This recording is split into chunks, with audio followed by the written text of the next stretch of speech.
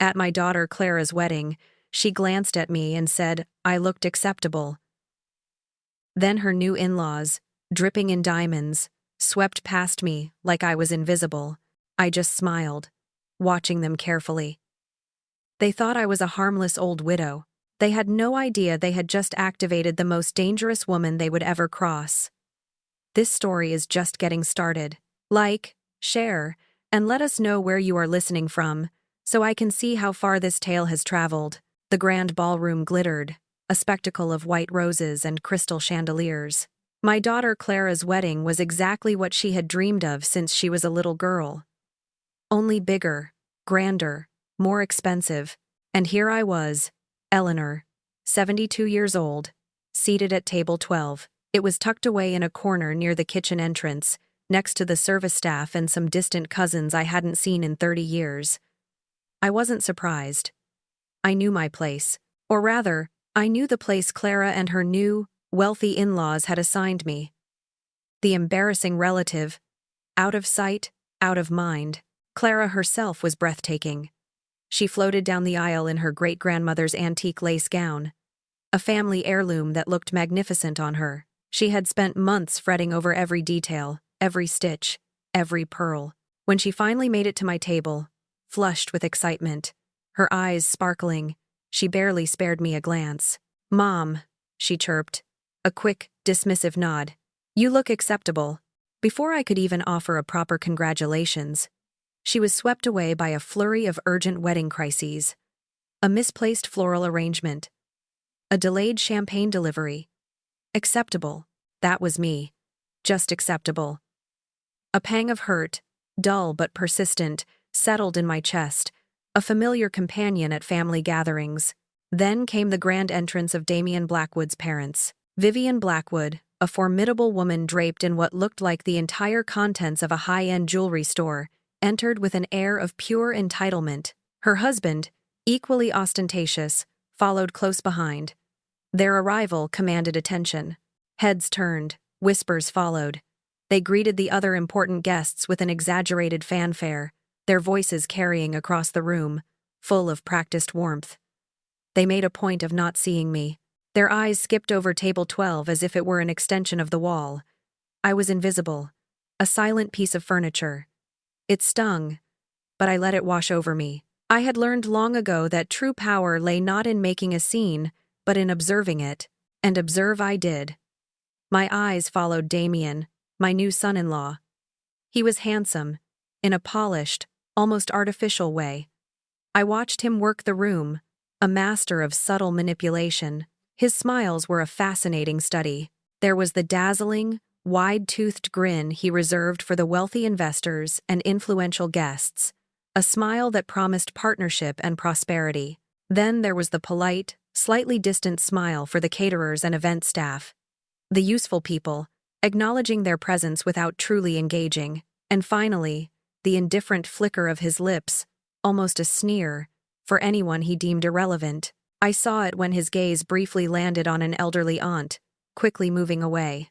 He was a chameleon, adapting his charm to suit his agenda. Suddenly, Damian was heading directly for my table. He moved with a confident stride, his eyes fixed on me. A dazzling smile, one of his best, spread across his face, radiating warmth that I instinctively knew was completely false. "Eleanor," he began, his voice smooth as silk, "isn't this just magical? You must be absolutely bursting with pride." He reached for my hand, giving it a light, performative squeeze, his eyes twinkling with an insincere empathy. He was good, I had to admit. Very good. I returned his gaze with an innocent, slightly bewildered look, fanning myself lightly with a napkin. "Oh, I'm practically vibrating with maternal joy, Damian dear," I said, my voice sweet, almost breathy. "Though I must say, the view from here is quite educational. You learn so much about people when you're perched on the outskirts, wouldn't you agree?"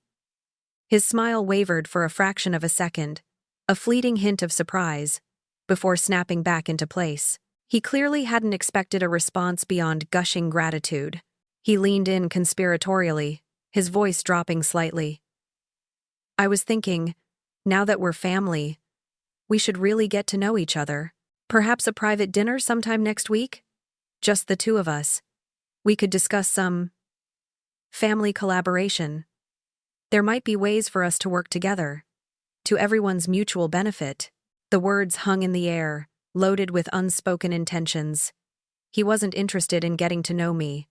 He was sizing me up, looking for a way to use me, or perhaps to gauge any potential threat.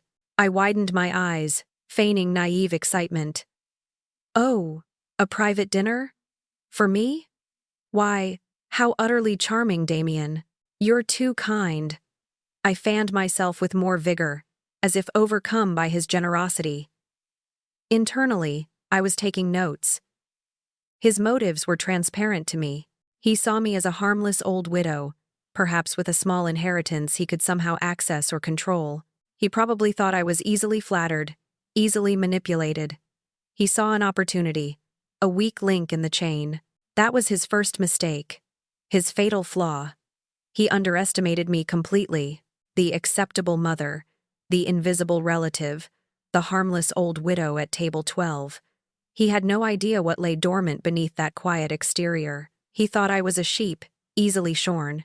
But the truth was, I was a wolf in comfortable shoes, and he had just shown me his hunting grounds. A cold, clear resolve settled deep within me. I smiled, a genuine, unreadable smile this time, as I looked at my handsome, cunning son-in-law. Oh, Damian, my dear boy, you have no idea. You thought you could dismiss me, use me, ignore me. But I am Eleanor, and I am about to become very, very dangerous to you. The game had just begun. The days following Clara's wedding were filled with my daughter's joyful phone calls. Each conversation was a testament to her complete happiness and her utter blindness. Mom, isn't Damian just wonderful? She'd gush. He's so thoughtful. He keeps talking about our future financial security and how he wants to make sure everyone in the family is taken care of. She'd elaborate on his supposed plans for investments and careful management of assets, always mentioning how he was thinking about my well-being too. I'd listen, offering appropriate coups and affirmations, all the while a cold knot tightening in my stomach. Financial security for me? Or for him? I knew a trap when I smelled one, and Damian's honeyed words were beginning to reek. The night of our private dinner arrived. The restaurant Damian chose was called The Gilded Spoon, an overly fancy establishment with velvet banquettes and waiters who moved with the silent efficiency of trained assassins. It was the kind of place designed to impress, to intimidate, to make you feel both privileged and slightly out of place. I dressed carefully, choosing a simple, dark blue silk dress that had served me well for years. It was respectable, elegant even, but certainly not flashy. No diamonds, no expensive furs. I wanted to appear comfortable, perhaps a little old-fashioned, but definitely not prosperous. My goal was to be an easy mark, a kindly old woman who might just need a helping hand. Damian was already seated at a secluded table when I arrived, looking every inch the successful young executive. His suit was perfectly tailored, his hair meticulously styled. He stood as I approached, his face breaking into that dazzling, practiced smile, his eyes radiating an almost excessive charm. "Eleanor, my dear, you look absolutely radiant tonight," he purred, pulling out my chair with a flourish. "I hope you found the restaurant without too much trouble. It can be a bit tricky for those unfamiliar with the area." The subtle condescension was already there, tucked between the compliments. After the initial pleasantries and an obligatory discussion of the menu, he leaned back, his gaze fixed on me with feigned concern. "So, Eleanor," he began, his voice soft, "how are you truly managing life on your own? It must be quite an adjustment after all these years with Arthur. I often worry about people, especially those with such kind hearts, navigating the complexities of modern life alone." His words were carefully chosen, designed to evoke sympathy, to paint a picture of a vulnerable widow. I smiled gently, a hint of wistfulness in my eyes. "Oh, it certainly has its moments, Damian. Arthur was a force of nature, you know.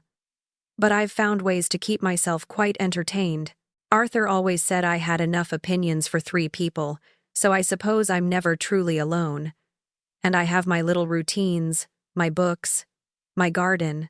I made sure to sound a little chatty, a little meandering, reinforcing his perception of me as a harmless, slightly senile old lady. His smile remained fixed, but his eyes grew sharper, more focused. He shifted in his seat, placing his hands flat on the table. The small talk was over. That's wonderful to hear, Eleanor, truly. But let's be frank. Beyond personal interests, don't you ever worry about the more practical matters?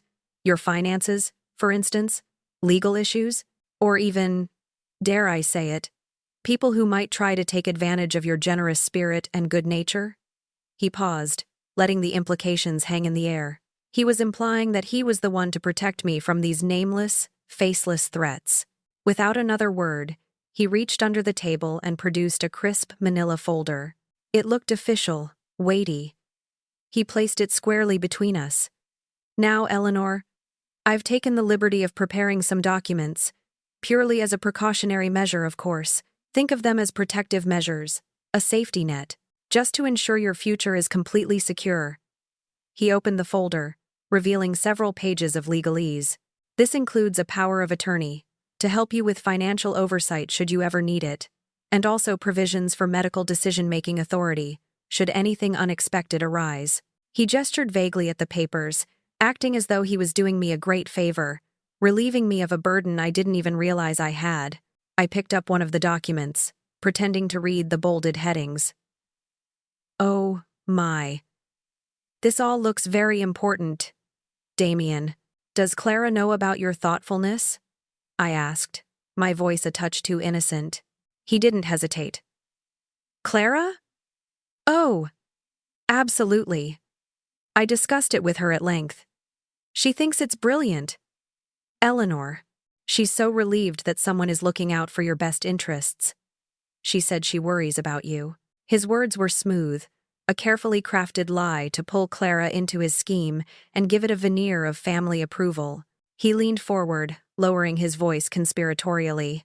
And you know, Eleanor, these things are best handled promptly.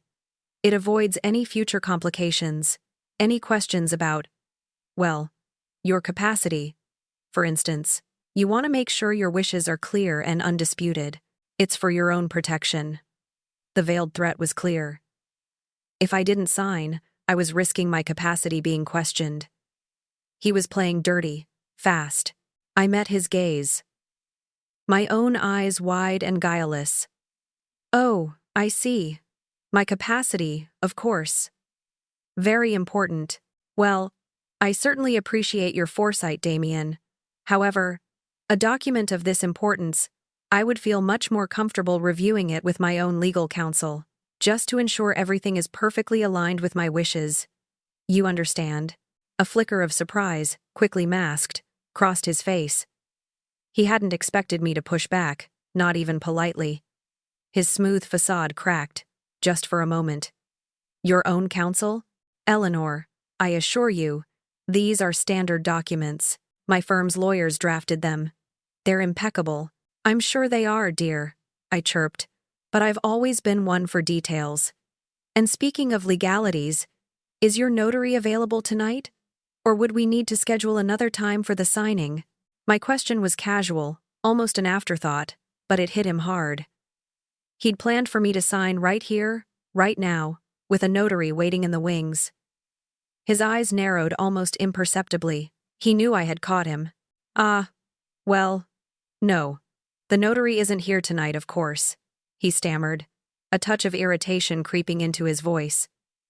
But you're absolutely right, Eleanor. Take your time. Review them. There's no rush, really. We want you to be completely comfortable. He forced another smile, but it didn't reach his eyes. He realized I wasn't as naive as he thought. The harmless old widow was showing an unexpected hint of teeth. As the evening continued, filled with forced pleasantries and a strangely silent dinner, my resolve solidified. Damian Blackwood had underestimated me. He saw an easy target, a fortune ripe for the taking. He had made his move, and now it was my turn. The games had begun, and I, Eleanor, was no longer merely observing. I was about to become a very active player. A few days after the disastrous dinner, Clara called again, her voice brimming with a new kind of enthusiasm. "Mom, have you looked over that helpful paperwork Damian gave you? He was just asking about it. He's so keen to get everything sorted for your peace of mind." Her casual question was clearly a subtle prod, a reinforcement of Damian's pressure, proving he was still actively working his scheme through her. I reassured her, promising I was getting to it. A vague answer I knew she'd accept. Later that afternoon, my phone rang again. It was Damian. His voice was smooth as ever, though with a hint of impatience now. "Just for a quick chat, perhaps review some additional information I've prepared that might help clarify those documents. It's much easier to discuss these things in a comfortable setting, wouldn't you agree?" He was trying to catch me off guard. In my own space, where I might feel more vulnerable, I agreed, a faint smile playing on my lips. He had no idea I was planning my counter-move, preparing for battle on my own turf. When Damian arrived, he carried another, thicker manila folder, his expensive shoes tapping lightly on my hardwood floors. He looked around my modest living room with a slightly disdainful air, though he tried to hide it. He settled into my armchair, opening his folder with a flourish. "Eleanor, I've prepared some case studies for you," he began, pulling out glossy printouts.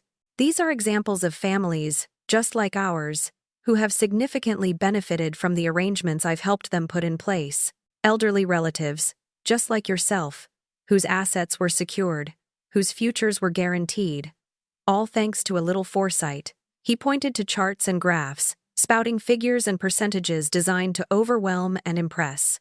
I listened patiently, nodding occasionally, my expression a careful blend of confusion and mild interest. When he finished his rehearsed presentation, I leaned forward, my hands clasped in my lap. "Damian, this is all very comprehensive. But tell me, dear, what are your qualifications for offering such specialized advice to elderly people? And what exactly are your methods for identifying vulnerable targets, as you put it?" My voice was sweet, but the words were carefully chosen, direct, a subtle shift in the conversation. His confident demeanor faltered. He cleared his throat. "My qualifications? Why, Eleanor, I've held various positions in financial services, and I've advised numerous clients. My methods are simply about identifying situations where I can genuinely help families avoid future complications." He stumbled over his words, his usual smooth delivery cracking under the pointed questions. He wasn't used to being interrogated by a harmless old widow. I fixed him with a steady gaze. "Damian, let me be very clear. You're not making observations about a vulnerable target. You're making serious observations about a serious predator who made a serious mistake. You see, I've had you observed since the day of the wedding." His eyes widened, his face paling slightly. Before he could respond, I continued, my voice firm. "And this entire conversation, from the moment you walked through my door, has been recorded.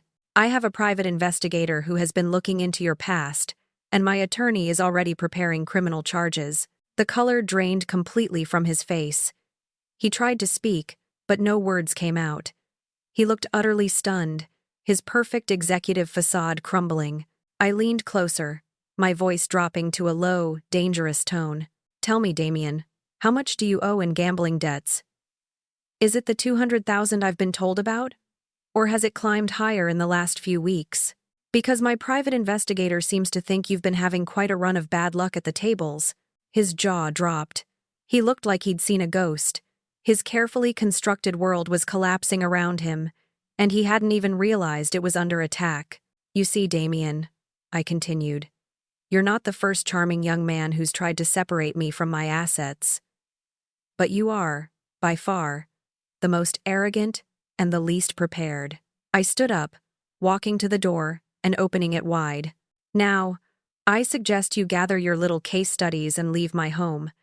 The only thing we're working out now is whether you leave voluntarily or in handcuffs. You have precisely 5 minutes before I call the police." He scrambled to his feet, fumbling with his folder, his face a mask of shock and fear. He mumbled something unintelligible, then practically fled, his polished shoes scuffing on my porch. I watched him go. A profound sense of calm settling over me. The immediate threat was gone, but the true battle, I knew, was yet to begin. After Damian's hasty departure, I walked slowly down to the basement. It was time. Time to open Arthur's old safe, the one he had always kept locked, telling me it was for special documents and family heirlooms. I rarely thought about it, trusting him implicitly. I found the hidden key, inserted it, and with a soft click, the heavy door swung open. Inside, it wasn't old photographs or jewelry. There were stacks of bank statements, investment records, and neatly organized trust documents. At the very top, a letter addressed to me, in Arthur's familiar handwriting. My hands trembled slightly as I opened it. "My dearest Eleanor," it began. "If you are reading this, it means I am gone, and you may be facing some challenges. I know you've always trusted me, and I trust you with this secret. Our fortune, Eleanor, is not what it appears to be. I've always kept our true wealth hidden, knowing that predators would come for it, for you. There is $33 million, dear. Hidden in an irrevocable trust, completely protected. I did this to keep you safe from men like Damian." My breath caught in my throat. $33 million. All this time, I had lived a comfortable, but not extravagant life, completely unaware of the vast fortune Arthur had amassed and hidden. His letter continued, "Contact Lena Davies. She is my attorney, and she knows about everything. She knows about the threats you might face, and she has instructions to help you fight back. She will explain everything. Trust her." I immediately called Lena Davies, the name ringing a faint bell from Arthur's business associates. Her voice was calm and professional when I reached her. "Eleanor, I've been expecting your call. Eventually." Arthur was a very smart man. He foresaw this. She confirmed every detail. "The $33 million is indeed in an irrevocable trust. It's completely protected, Eleanor. Not even a power of attorney, signed under duress or otherwise, could touch it. Arthur designed it that way, with specific protections against exactly the kind of predatory schemes you've just described." "So, Damian has no way to access it?" I asked, a mix of relief and fury bubbling within me. "Absolutely none," Lena affirmed. "And now that we know his intentions, we can use this information to our advantage." Arthur left very specific instructions for how to handle such situations. "We are going to destroy him so thoroughly, Eleanor, that he won't know what hit him. He picked the wrong widow." Lena Davies was a force of nature. Calm, sharp, and utterly ruthless when it came to protecting her clients. "Here's the plan, Eleanor," she stated, her voice brisk and professional over the phone. "First, we're filing criminal charges for attempted fraud. What Damian did, attempting to manipulate you into signing over power of attorney, is a serious offense. Second, we'll hit him with civil suits for emotional distress and attempted financial elder abuse. And third, we're launching a full investigation into every single one of his financial transactions over the last 5 years. We want to see who else he's preyed upon." My mind reeled. This was far more extensive than I had imagined. Is he really that bad? "Eleanor, this isn't an isolated incident," Lena said, her tone hardening. "My preliminary research suggests Damian is part of a larger, organized operation. They specifically target elderly victims, often through family connections, leveraging trust and emotional vulnerability. He's not just a charming opportunist, he's a professional predator." The realization hit me hard. My daughter was married to a criminal, part of a predatory network. My heart ached for her, for the life she thought she had built. "What about Clara?" I asked, my voice barely a whisper. "Her marriage, her future." Lena's voice softened slightly. "Eleanor, Clara deserves to know the truth. She deserves to make decisions based on complete information, not lies and manipulation. When the time comes, she will have every piece of evidence to understand exactly who she married, and then she will choose her path." I looked down at the trust documents in my hand, the paper suddenly feeling like a jolt of electricity. $33 million. Hidden, protected. Waiting. It was more than money. It was power. All right, Lena, I said, my voice firming. Let's fight back. Let's hit him with everything we've got. He picked the wrong widow indeed. The trust documents now felt like lightning in my hands, ready to be unleashed. That evening, Clara called again, but this time her voice wasn't filled with joy. It was laced with anxiety. Mom? She began, her usual cheer absent. Is everything all right? Damian's been acting strange. He's been asking so many questions about Dad's finances, even hinting at hidden accounts or something. He seems really agitated, almost desperate. A cold certainty settled over me. He was truly desperate, hunting for the money he now knew existed, but couldn't locate. Clara, I said, my voice calm but serious. There are things about your husband you don't know. Things about our family, about our finances, that you don't know. Things your father protected you from. Tomorrow, I think it's time you learned the truth. There was a stunned silence on the other end of the line before she softly agreed. The next morning, Lena and I met with District Attorney Sarah Chen. Sarah was formidable, a woman whose piercing gaze missed nothing. She listened intently as Lena laid out Damian's scheme, my recorded conversation, and the details of Arthur's protected trust. This is a classic pattern, Sarah confirmed, her voice grave. It's not the work of an amateur trying to fleece an old lady. This is organized, sophisticated. The quick push for power of attorney, the implied threats about mental capacity, the protective measures disguised as help, it's textbook. These people are very good at what they do. So, what's our next step? I asked, my resolve hardening. We set a trap, Sarah said, a glint in her eye. Eleanor, you will call Damian. You'll tell him you've considered and are now ready to sign the papers. You'll express your gratitude for his patience and concern. You'll tell him you just needed time to get comfortable with such big decisions. And then? I prompted. We'll record that conversation, Lena added. Then, you'll arrange a meeting. We will have audio and video surveillance. The moment he brings a notary to witness the signing, confirming his intent to defraud you, that's when we move in. That's when we arrest him. We want undeniable proof of his criminal intent. I nodded, a grim determination settling over me. I can do that. I can play the grateful widow. Over the weekend, I practiced.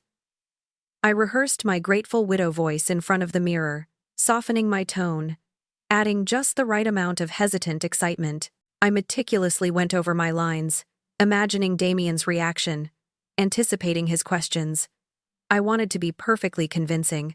The thought of setting him up, of turning his own greed against him, brought a surprising surge of satisfaction. Clara arrived at my house on Sunday afternoon, her face pale, her eyes shadowed with worry. Mom, she said, her voice hushed. Damian is frantic. He's convinced there are hidden accounts, saying Dad was sneaky and dishonest. He's practically tearing our house apart looking for something. I led her to the kitchen table, offering her a cup of tea. He needs money, Clara, more desperately than you realize. Your father foresaw this, and he protected me. And you, protected you? From what? She asked, her brow furrowed. And what does this have to do with hidden accounts? I looked at my daughter, her face so innocent, so trusting. It was going to hurt her, this truth, but it was a necessary pain. Clara, I have proof that will explain everything about Damian, about your father, about our family's true financial situation. It will shatter the illusion you've been living in. It will undoubtedly destroy your marriage, but it will save your mother. Are you ready to see it? Her gaze met mine, hesitant at first, then hardening with a quiet resolve. Show me, Mom. Show me everything. If you've been gripped by this family saga so far, make sure you don't miss a single twist. Hit that like button, share this story with someone who loves a good drama, and subscribe to stay tuned for the shocking parts to come. You won't believe what happens next. Monday morning arrived, crisp and clear. I took a deep breath, picked up the phone, and dialed Damian's number. This was it. My lifetime of observing, of playing the quiet wife and mother, was culminating in this moment. I put on my best grateful widow voice, a little shaky, a little hesitant, but filled with a newfound trust. "Damian, dear, it's Eleanor," I began, using my real name now, but keeping the tone gentle. "I've been thinking about our conversation the other day. And about those papers. I think you're right. I do need protection. All these financial things, they're so overwhelming. I'd like to move forward with those papers. If you're still willing to help a confused old woman." There was a slight pause on the other end, a moment where I could almost hear his greedy mind processing the unexpected surrender. Then, his voice, smooth and overly eager, poured through the receiver. "Eleanor, my dear, of course, I'm still willing." "Absolutely. That's wonderful news. I can come over as soon as possible. How about this afternoon? Say, 3 o'clock? His relief was palpable, almost vibrating through the phone line. He thought he had won. "Oh, this afternoon?" I feigned a touch of elderly confusion. That's rather quick, isn't it? I thought perhaps later in the week." He pounced on my hesitation. No, Eleanor. Efficiency is key in these matters. We want to get everything securely in place for you right away. And I'll bring the notary with me, so we can finalize everything on the spot. No need for you to go anywhere." He re-emphasized efficiency, clearly eager to seal the deal before I could change my mind. His plan was falling perfectly into place for him. In a discreet van parked down the street, Lena Davies listened to the recorded conversation, a small smile playing on her lips. She gave a satisfied nod to Sarah Chen, the district attorney, who was sitting beside her. "He took the bait completely," Lena murmured. "He's coming." At precisely 3 p.m., Damian Blackwood arrived, his expensive car pulling into my driveway. He strode to my front door, carrying his slim briefcase, a meticulously groomed notary following a step behind him. Damian's face was radiating his most trustworthy smile, a mask of charm and concern. He looked entirely pleased with himself.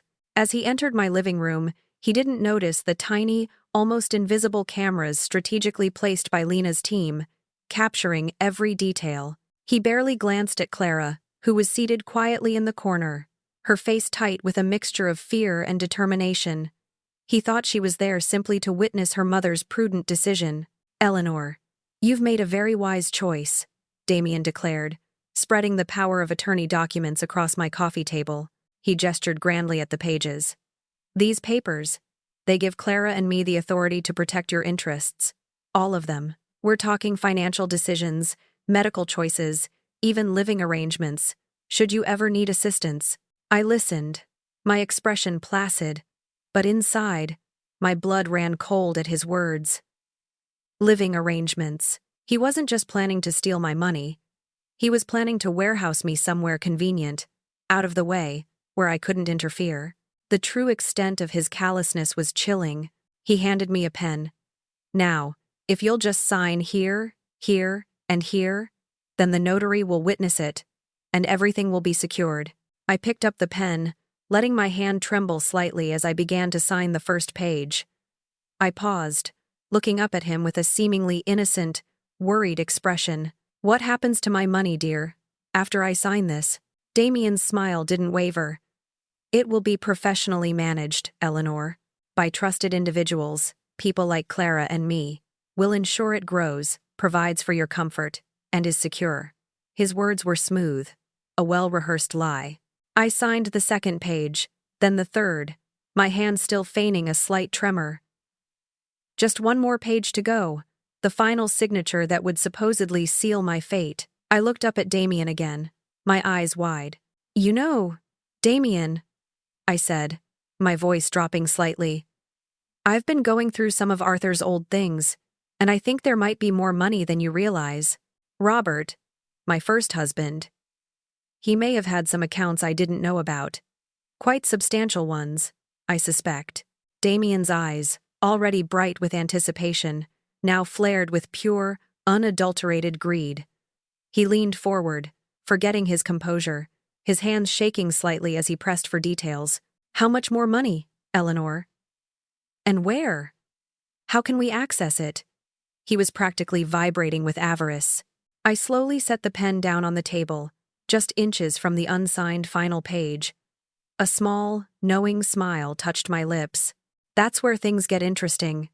Damian, I said, my voice now clear and strong, entirely devoid of tremor or confusion. I met his gaze, my eyes hard and unwavering. Because that's precisely why you're here. You're under arrest, Damian. Just as the words left my mouth, the living room door burst open. Two uniformed police officers, followed by Sarah Chen and Lena Davies, flooded the room. Damian's face, which had been flushed with greed moments before, drained completely white. He stared at me, then at the officers, his mouth agape. "Entrapment!" he screamed, his voice cracking with panic, as the officers moved in, seizing him by the arms. "This is entrapment! You can't do this!" "You just admitted your intent to commit fraud, Damian," Sarah Chen stated calmly, holding up a small device. "And we have it all on tape, not to mention your previous attempts.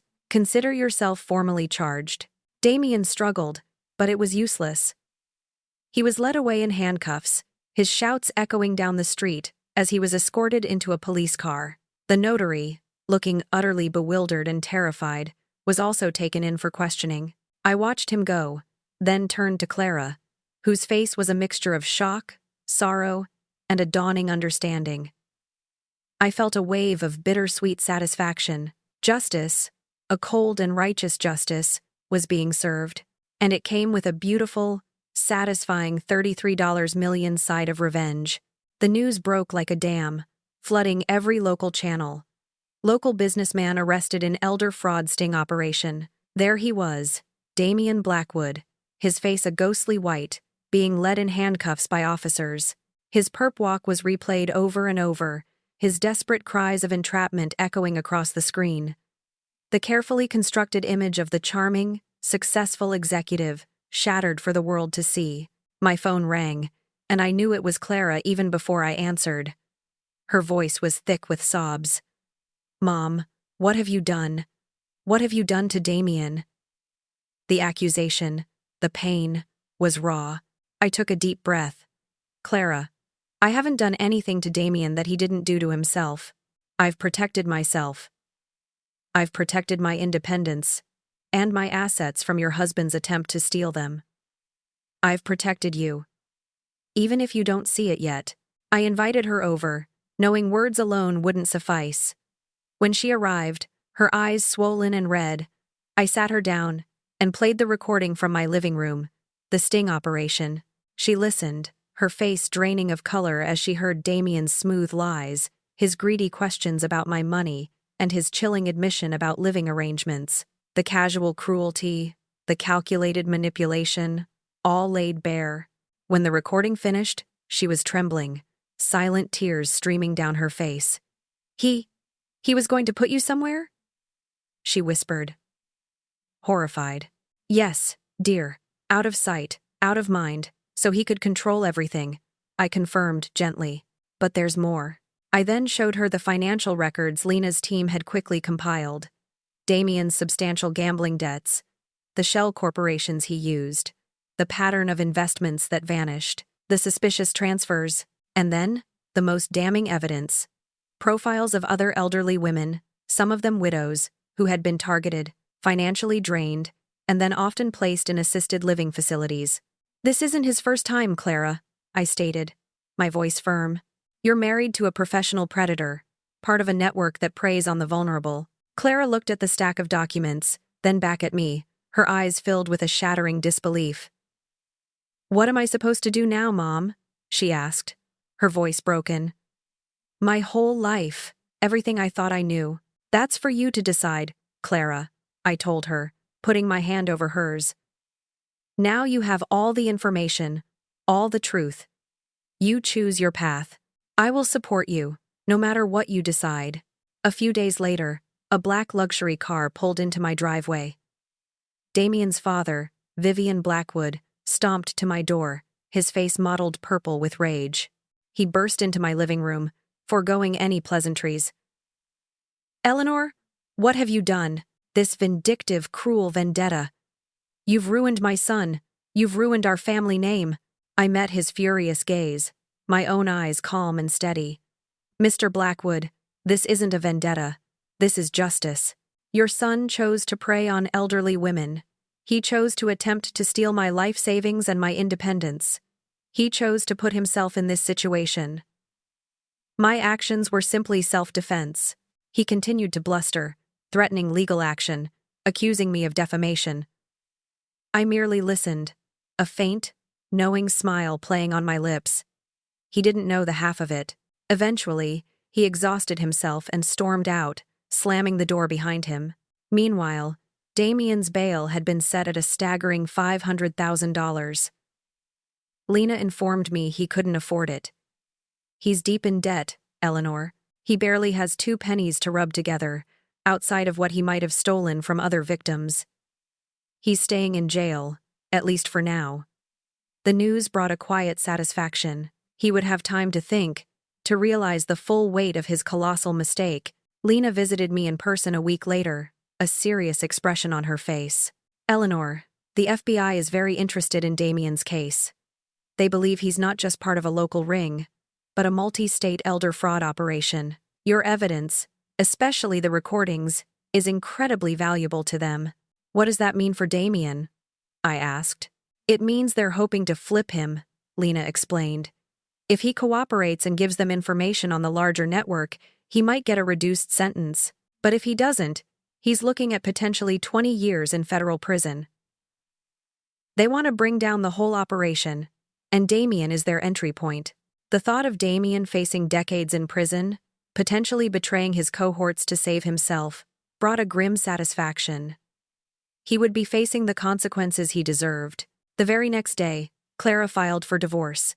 She cited irreconcilable differences and emotional fraud in her petition. She told me she wanted nothing from him, no shared assets, no alimony. She just wanted him out of her life. She was utterly broken, but also fiercely determined. A few weeks later, she moved into a small apartment not far from my house. She visited often, still processing the betrayal, still reeling from the shock. One evening, as we sat in my living room, she looked at me, a newfound respect and understanding in her eyes. "Mom," she said, "I was so naive. I missed so many signs. How did you know?" I smiled gently.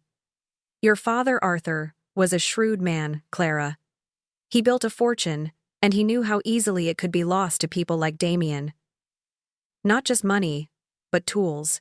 Tools to fight back when someone tried to steal what he'd built and what he protected." Her eyes widened, a question hovering on her lips. "Mom, exactly how much money did Dad leave you? You always said we were comfortable, but not rich." I met her gaze, a glint in my eye. "Enough, dear. Enough to live very comfortably. And more than enough to destroy anyone who tries to steal it." Damian's trial was a public spectacle. The courtroom was packed, buzzing with reporters and curious onlookers. His high-priced lawyer tried every trick in the book, claiming diminished capacity, arguing entrapment, painting Damian as a naive young man led astray. But the evidence was overwhelming. My crystal-clear recordings of his confessions, Lena's meticulous documentation of his financial fraud, and the expert testimony about the predatory patterns of his network left no room for doubt. The image of the charming son-in-law was utterly obliterated, replaced by the stark reality of a calculating criminal. The jury deliberated for a mere 47 minutes. When the foreman stood and delivered the verdict, the words resonated with the weight of absolute truth. "Guilty on all counts." A collective gasp filled the courtroom, followed by a quiet murmur of satisfaction. At the sentencing, Damian stood, his shoulders slumped, his face pale and drawn. The judge, stern and unyielding, handed down an 18-year sentence in federal prison. It was a victory, a profound sense of justice. As he was led away, Damian's eyes, filled with hatred, locked onto mine. "This isn't over, old woman," he hissed, his voice raw with impotent rage. I simply smiled, a calm, unwavering smile. "Yes, it is, Damian. For you, it absolutely is." Later, Lena and I toasted with sparkling cider in her office. "Eleanor," she said, her eyes twinkling. "You're a legend in elder law circles. You didn't just fight back. You inspired other victims. You showed them that it's possible to win. You've given hope to so many." Her words resonated deeply. I hadn't sought to be a hero, but the satisfaction of standing up for myself, and unknowingly, for others, was immense. "This is just the beginning, Lena," I declared, a new purpose burning within me. "I want to use my resources, Arthur's resources, to hunt down these predators before they find their next victim. No more harmless old widows. We're going to turn the tables on them." My newfound notoriety, or perhaps the complete ruination of his family's name, soon brought Vivian Blackwood, Damian's mother, to my doorstep again. This time, she wasn't haughty or furious. She was desperate. Her diamonds seemed dull, her expensive clothes worn with worry. She looked fragile, her face etched with fear. "Eleanor," she pleaded, "you have to help us. Our reputation is destroyed. Our finances are ruined. We've lost everything. Please, what can we do?" I looked at her, remembering how she had ignored me at the wedding, how she had raised a son who preyed on the vulnerable. "Vivian," I said, my voice devoid of emotion, "there's nothing I can do. Your son made his choices. My advice to you is this: disappear. Move away. Change your name. Make sure no member of your family ever targets another elderly person again. Because if they do, I will find them, and I will ensure they face the full force of the law." She left my house defeated, her shoulders slumped, the picture of a woman utterly broken. The fallout from Damian's arrest rippled through his network.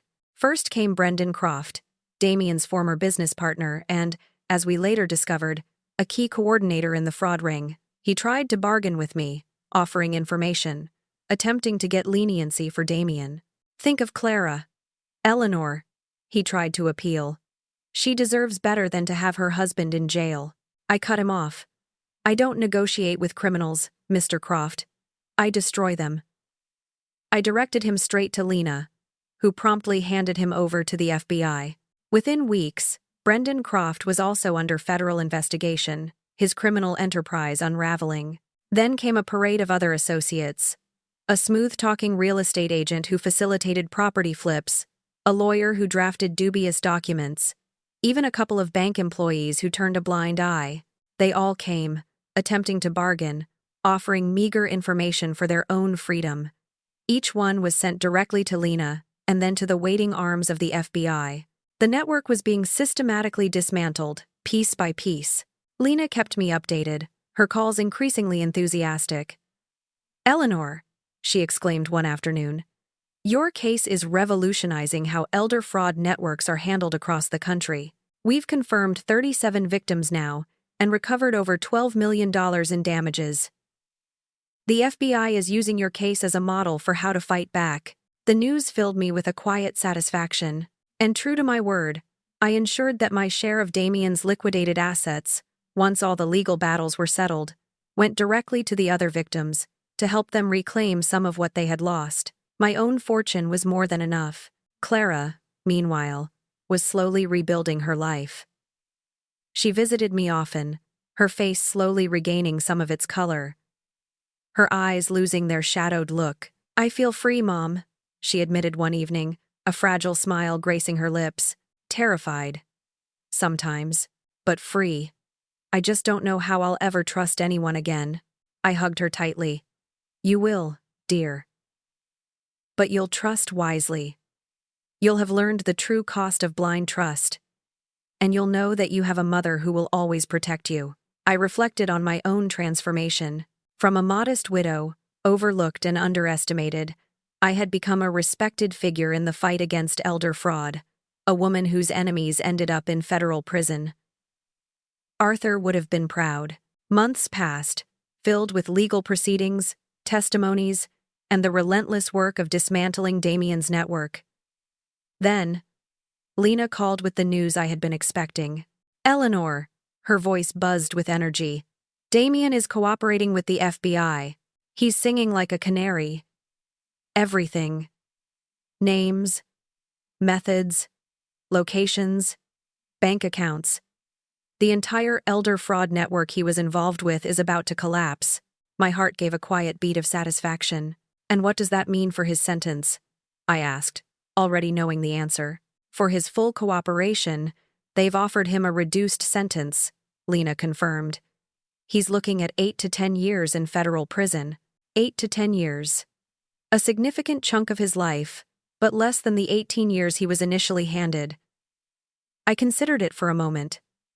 Acceptable, I decided. It was a price to pay for the greater good, for the collapse of a predatory empire.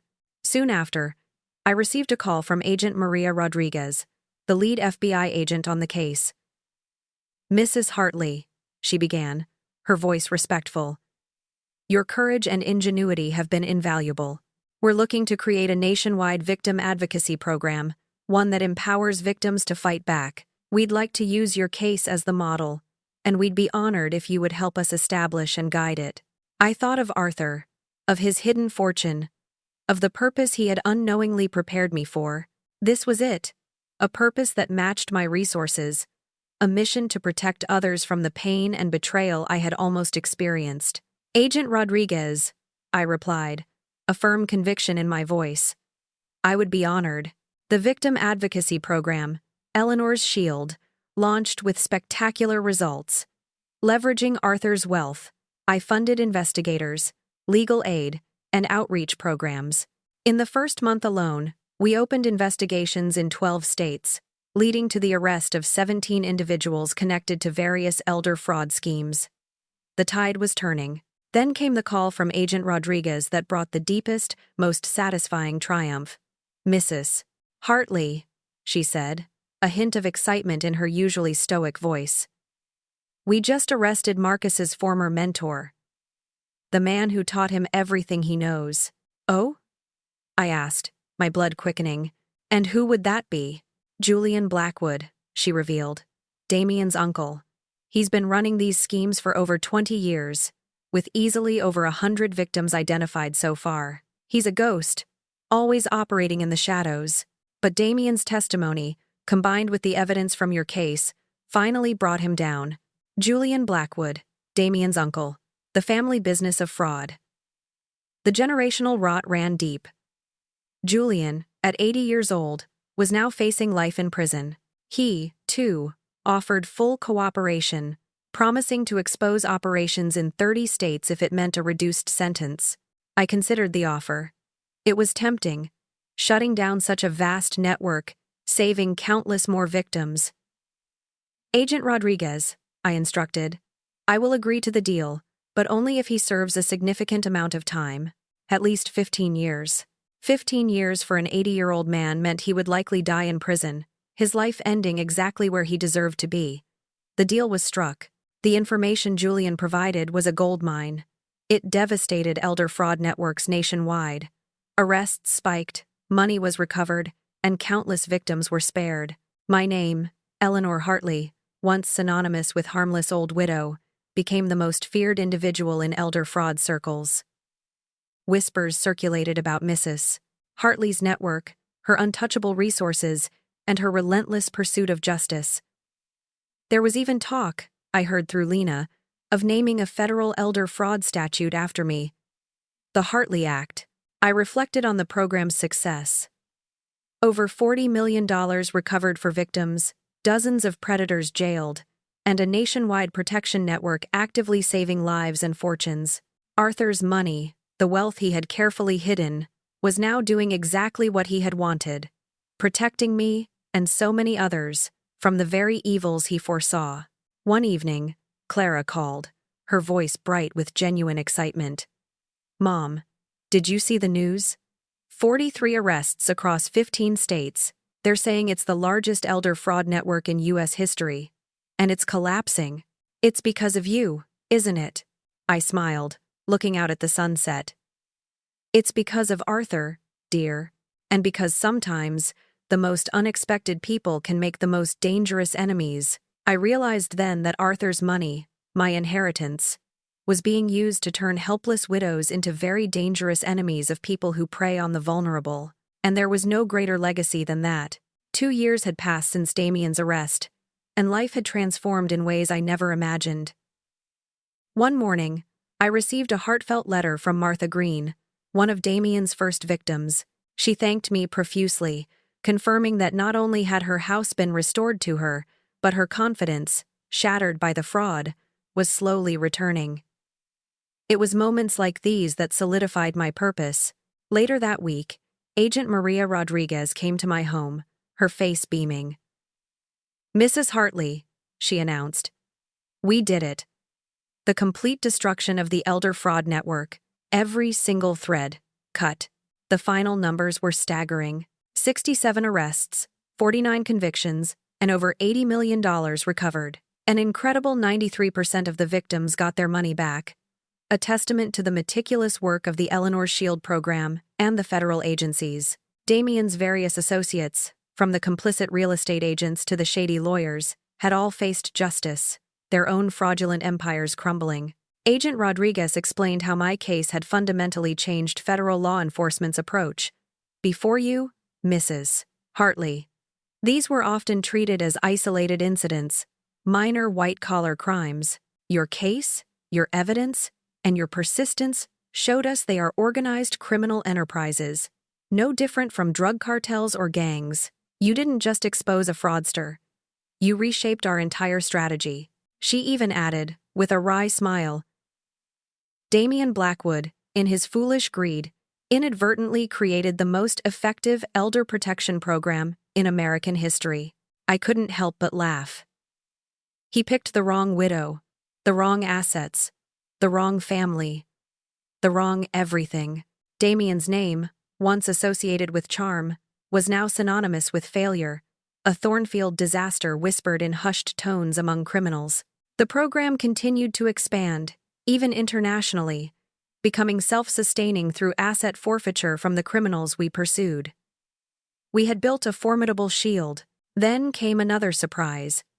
I received official notification of my nomination for a Presidential Medal of Freedom for my contributions to elder protection. It was an overwhelming honor, one I humbly accepted, recognizing the immense platform it would provide to help other victims find courage. I asked Clara to attend the ceremony with me, not just as my daughter, but for her own courage in choosing justice over comfortable lies. She was rebuilding her life, stronger and wiser, working in victim advocacy herself.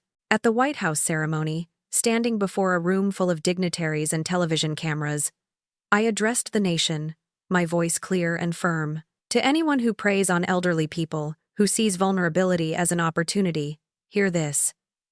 We're watching. We're organized, we're well-funded, and we're very, very angry. Find a different line of work, because we are coming for you. The impact was immediate. Elder fraud reports were down 60% nationally within the year.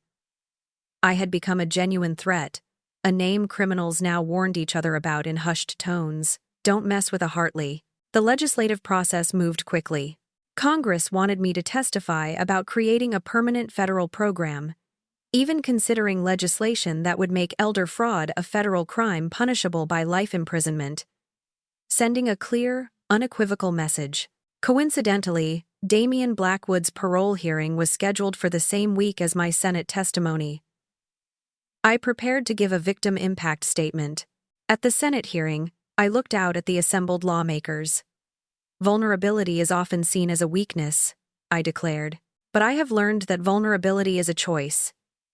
You can choose to be helpless, or you can choose to be terrifying to people who want to hurt you. I recommend terrifying. 2 days later, I sat opposite Damian at his parole hearing, a stone wall of calm in the face of his desperation. I detailed how he had tried to steal my independence, my future, and how, instead, I had destroyed him and his entire network. The parole board listened, grim-faced. When asked if he had learned his lesson, Damian, ever the unrepentant predator, sneered. I learned that some people have more money than they deserve. The parole board's decision was swift. Citing his complete lack of remorse and his continued predatory mindset, they denied Damian's parole. He would serve his full sentence. As I left the hearing, I reflected on Arthur's legacy. He had not just left me money, he had left me the means to create a permanent protection system, a shield that would hunt predators long after I was gone. Justice had won, and somewhere in a federal prison, Damian Blackwood was learning that some mistakes last forever.